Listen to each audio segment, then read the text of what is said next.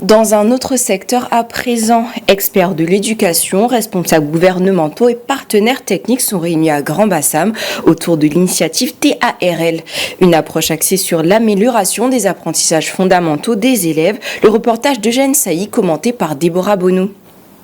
Face aux difficultés d'apprentissage qui touchent des millions d'enfants à travers le monde, plusieurs pays africains ont choisi de miser sur l'approche TARL ou Teaching at the Right Level ou encore Enseigner au bon niveau. Réunis à Abidjan pour 3 jours de travaux, les représentants de 9 pays africains, aux côtés de la Côte d'Ivoire, échangent sur les résultats obtenus, les défis rencontrés et les perspectives d'amélioration de cette approche qui gagne du terrain sur le continent.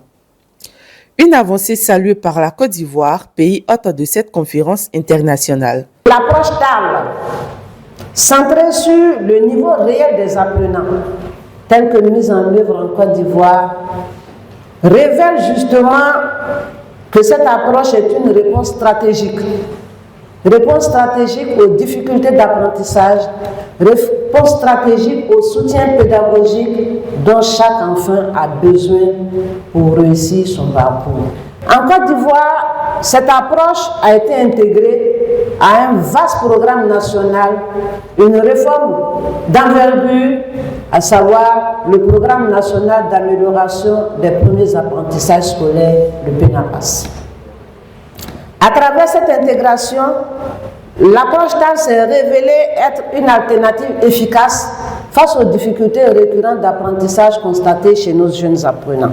Pour pouvoir aider l'enfant à avancer dans son apprentissage, il faut savoir exactement à quel niveau se situe sa difficulté et partir de ce niveau, de la compréhension, de la connaissance de ce niveau pour mettre en place des stratégies actives, ludiques d'apprentissage afin de le permettre de quitter un niveau A vers un niveau B, autrement dit un niveau inférieur vers un niveau supérieur en matière d'amélioration des compétences fondamentales de lecture et de mathématiques. La raison pour laquelle le gouvernement de Côte d'Ivoire a décidé d'intégrer l'approche dans son système éducatif national à travers le PENAPAS qui est le programme national d'amélioration des premiers apprentissages. Et depuis l'année dernière, toutes les écoles de Côte d'Ivoire, les CE1, ont commencé à mettre en œuvre cette approche dans les classes et cette année, cela va être déployé au CM2, au CE2. Ça veut dire que la Côte d'Ivoire croit à la valeur ajoutée de cette approche et est en train de la généraliser une année après l'autre.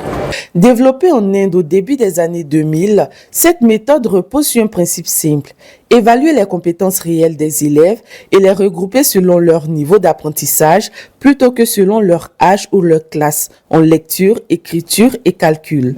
Aujourd'hui, l'approche TARL est mise en œuvre dans 16 pays d'Afrique subsaharienne et a permis d'accompagner plus de 6 millions d'enfants à fin 2025.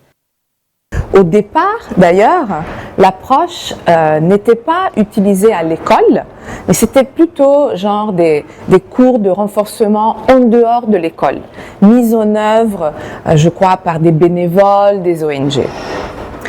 Et ça a donné des résultats vraiment spectaculaires. C'est pour ça qu'on s'est dit, mais peut-être on peut en faire quelque chose dans d'autres pays pour aider d'autres enfants. Un des défis consiste maintenant à adapter cette approche. Il faut faire très attention parce que dans ce processus de formation en chaîne, déjà il y a des risques de déperdition. Voilà. Donc ça c'est quelque chose qu'il faut maîtriser. Et ensuite, vous savez, ce n'est pas parce que on m'a formé aujourd'hui que demain je change peut-être mes habitudes d'enseignement que j'ai appris au CAFOP, que j'ai pratiqué pendant des années. Ce n'est pas facile et ce n'est pas automatique que parce que j'ai acquis des nouvelles connaissances que automatiquement je sais les mettre en pratique. Donc ça demande du temps, ça demande aussi un suivi des conseillers pédagogiques. Vous savez, dans notre système en Côte d'Ivoire, les conseillers pédagogiques font des visites d'école, ils font des observations de classe. Et donc là, ils se rendent compte est-ce que l'enseignant que je suis en train d'observer, il applique correctement les nouvelles méthodes qu'on lui a enseignées. En Côte d'Ivoire, le programme a été introduit en 2018. Depuis, il contribue à renforcer les acquis scolaires des élèves du primaire à travers une approche centrée sur les besoins spécifiques de chaque enfant.